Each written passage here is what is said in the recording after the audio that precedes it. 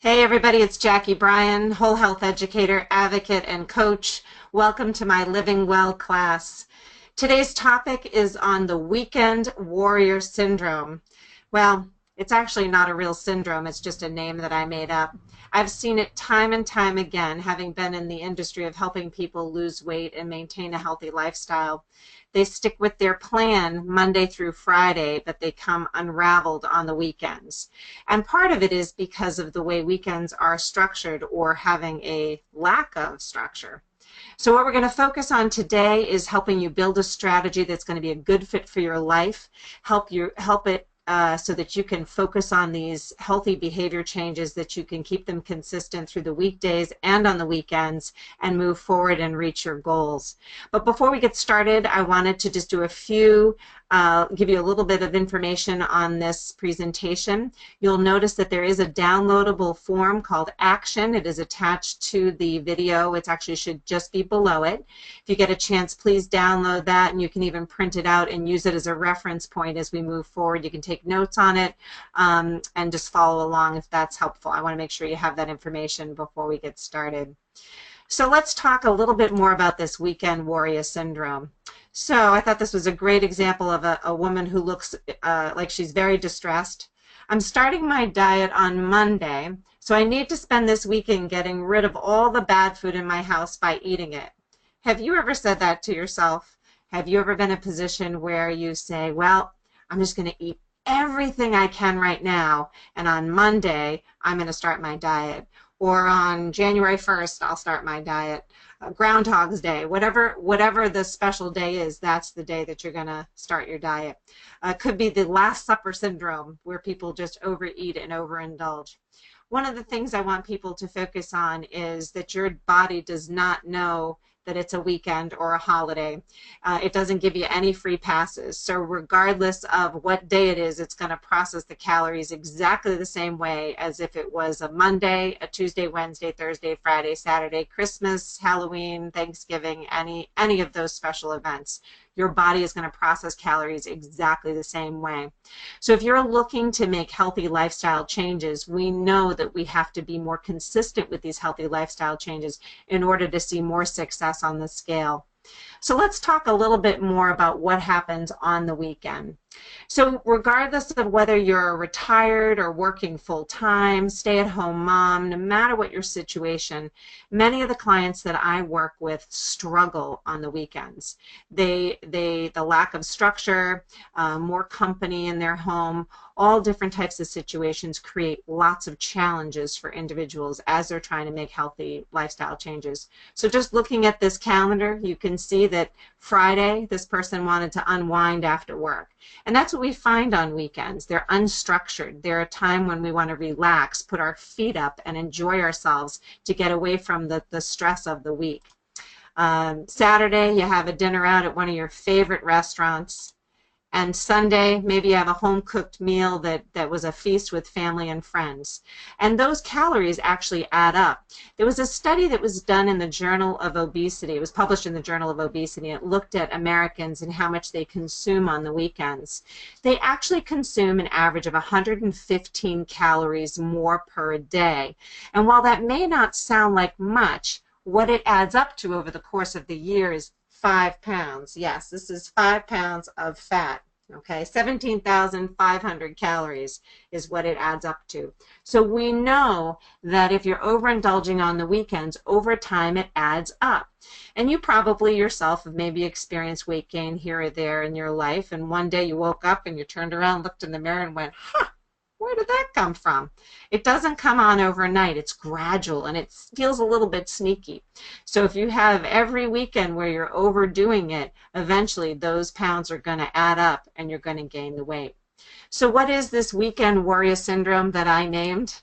Well, it's when our eating habits change dramatically, that they are so different from our weekdays. Oftentimes when I work with people, Monday through Friday, they are spot on. They're sticking with their plan. They're following along, whether they're counting calories or points or eating from different food groups or avoiding sweets or limiting alcohol. All of those are things that they are able to stick with Monday through Friday. But when their structures change on the weekend, those eating habits change dramatically. they have an increase of calorie-dense foods on the weekend. There could be many reasons for this. One is they may be severely restricting their diet Monday through Friday or Monday through Thursday, and then all heck breaks loose on the weekend because they've been so restricting their diet so much throughout the course of the week. Or it could be that they have more of an opportunity to focus on different types of food. Oftentimes during the week we're very routine, having the same breakfast, having the same lunch, and a similar dinner. Whereas on the weekend we have a chance to have more variety, and maybe we've been bored with some of the choices during the week. So oftentimes we will go for those calorie-rich foods. The third reason is alcohol consumption. We know that alcohol consumption increases on the weekends. Many studies support that. And it's not that alcohol is a bad thing. However, when we do drink, we start loosening our inhibitions, and we start doing, and we're not going to get into anything other than talking about food, but our inhibitions get loose, and we start making poor food choices. I know for myself, one glass of wine, I'm great in terms of my food choices. Anything beyond one glass of wine for me, I start making poor food choices. So paying attention to your alcohol consumption, we'll talk about that moving forward. And then decrease in physical activity. Now, some people use the weekends as a time to be more active, and that's great. And that's one of the things that we're going to really recommend, is finding ways to move more. But then there's other people that have worked a really long, hard week, and they just need the weekend to relax and recoup. They want to put their feet up. Unfortunately, if you have a decrease in your activity and an increase in your calorie intake, that's not a great equation for weight maintenance or weight loss. So you want to pay attention to those things. So what is the fix for the weekend warrior syndrome? Well, the first thing is to take a common sense to nutrition. So often I see people kind of binge their way through the weekend and then starve themselves on Monday and Tuesday. And what that does is it sets you up for poor eating behaviors. So what we want to do is take a real common sense for nutrition and not go to any major extremes. The second thing is to remain flexible even on the weekdays. So one of the things we talked about a second ago was on the weekends, oftentimes we let loose on the weekends because the weekdays are so rigid. So if you're extremely rigid Monday through Thursday or Monday through Friday, and you're not allowing yourself any treats or any sweets, it makes sense that you might want to unravel on the weekends. So one of the recommendations, and you'll see it on the sheet that you can download, is to remain flexible. Giving yourself a little bit more wiggle room during the weekday can help alleviate some of that Last Supper syndrome. Stock up on healthy food for the weekend. You've seen in our class, Fake It Till We Make It, the change wheel.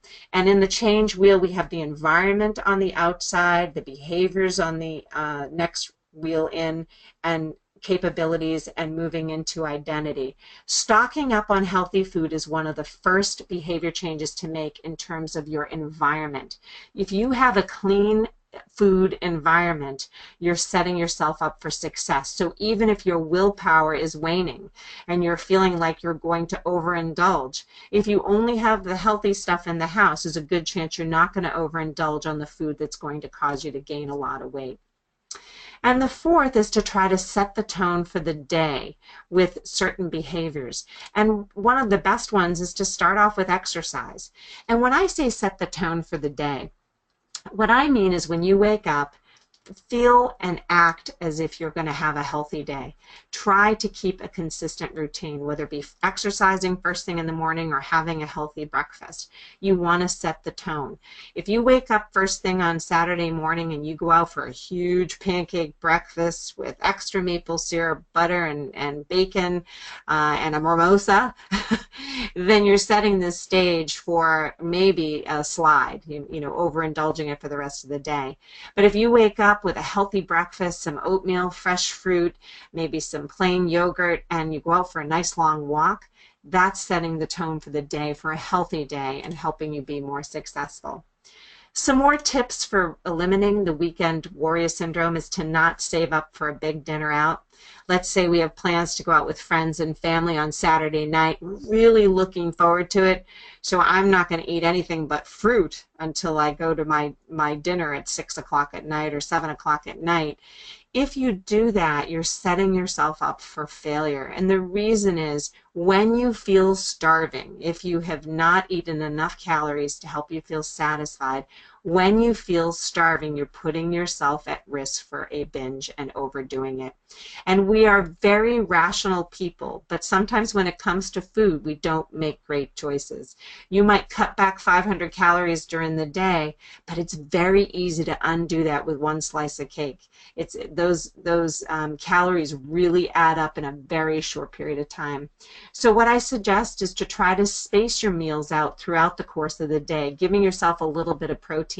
And one of my favorite recommendations for people before they go out to dinner is I actually tell them to not listen to what their grandmother said, which was, don't spoil your meal. I want you to spoil your meal before you go out. Grab an apple or even a hard-boiled egg, something that will just take the edge off. When you go out to that restaurant, if you are starving, your choices that you make on the menu are not going to be as good as if you feel like you're slightly satisfied. You'll feel more in control and make better food choices. Beware of portion distortion, not only out at restaurants, but even at family events. Big portions of food mean love and nurturing and support and comfort, and that's what we feel when we see those things. Unfortunately, they wreak havoc on your waistline. So portion distortion is something to pay attention to. Use some strategies when you're dining out. Order an appetizer as a main dish, or if you do order a main dish, cut it in half and split it with somebody.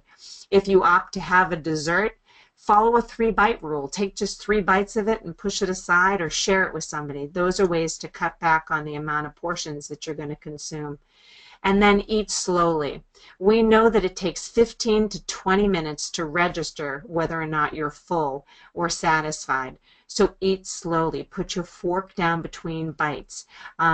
Pay attention to the conversation rather than focusing on the food, and take sips of water between bites. These are all great strategies to help you slow down, and it'll give you more of an opportunity to feel satisfied. It will reduce the risk that you overdo it while you're eating. Set a limit on alcohol. How do you do this? Well, maybe you water it down a little bit with a seltzer water, make it more of a wine spritzer, or maybe you alternate a drink with a glass of water in between. You know, a seltzer water with lemon and lime in it and a straw looks just like a gin and tonic, so you don't have to worry about peer pressure. I'm not telling you to lie, but fake it till you make it, which was our last class, is just kind of pretend that you're drinking it, and no one will give you a hard time. This will put you in a position where you're not going to overindulge. Before you go out or even set into the weekend, set a limit for yourself. Tell yourself, you know, I'm only going to have 2 drinks tonight. I'm only going to have 1 drink tomorrow. Write it out, set a goal, and stick with it. Some of the recommendations for good health are that women have no more than 1 drink per day, and for men it's 2. I know it's not fair, men always get more, but we know that for good health, no more than 1 for women is recommended. And if you have a disease process or something else going on, like breast cancer or diabetes, there are other guidelines that fall into those, and you can send me an email and I can talk you through some of those as well. So paying attention to alcohol, setting a limit is really important. Wear tight pants. Now you might be saying, what? This is going to give you a gauge on how much you're eating. So if you're wearing form-fitted pants, they're going to get tight if you overindulge. That's just the way it works. So if you pay attention to how much you're eating, those pants aren't going to feel too tight and too uncomfortable. It's a really neat strategy to use to kind of keep you in check. And especially if you feel like you're rocking those tight jeans, you're going to want to continue to rock them throughout the evening by staying on track with your eating plan. Strive for consistency. And this I can't emphasize enough. Do your very best to see if you can make your weekends match your weekdays. So if you're right on track Monday through Friday, make sure that you make your weekends match some of those behaviors that you have during the weekday. How would you do that? Well, let's say you get up Monday through Thursday at 7 o'clock and you get a workout in before you head off to work. I'd like to encourage you to try to set that same routine. Maybe it's 7:30 on Saturday or 7:30 on Sunday that you get up and you exercise. Those are really important to try to be consistent. Same thing with eating your breakfast, a healthy breakfast. That type of consistency is going to help you. The name of the game is being consistent. you'll see one of the tools that I have on my website is called the 3Ts Consistency Challenge. And it's a tool that I developed to help you stay consistent with some of your behaviors. And it's a great way to gauge how many days in a row you can get. And there's even a system where you can reward yourself at the end. So check it out if you're interested. So now's the time where you take some action. You have that downloadable sheet that I provided for you. You'll notice at the top there's a list of all the tips that we talked about in terms of taking a common sense approach to nutrition, paying attention to your alcohol, exercising, setting the tone for the day with a healthy breakfast and exercise. All of those are important. But the most important part of this sheet is at the bottom. What you're going to do on Friday, Saturday, and Sunday. This is where you make your plan. So any type of health behavior requires that you make a plan. That's how things work. If you think about how you strategize to make any changes in your life, whether it's planning for a wedding or planning to go back to school or making a job change, it all requires planning. Well, any healthy lifestyle change requires planning. So what are you going to do on Friday, this Friday, Saturday, or Sunday? Are you going to get up a little bit earlier on Saturday and go for a walk instead of that big pancake breakfast? Maybe Sunday you go out and play tennis with some friends, or you go out for a nice long walk. Incorporating the healthy lifestyle strategies that you use during the weekday will help you be successful on the weekends. So write them out and set a goal for yourself and see if you can stick with it. I thought this was a really cute comic. I did lose 5 pounds this week, but found it in the refrigerator this weekend. I thought this cat was super cute. So that's it for now for the Weekend Warrior Syndrome. I encourage you to make some of these healthy changes. Please write me, let me know what you think. If you have any questions, my email is emailme@jackiebryan.com, or you can just go to my website and visit me there.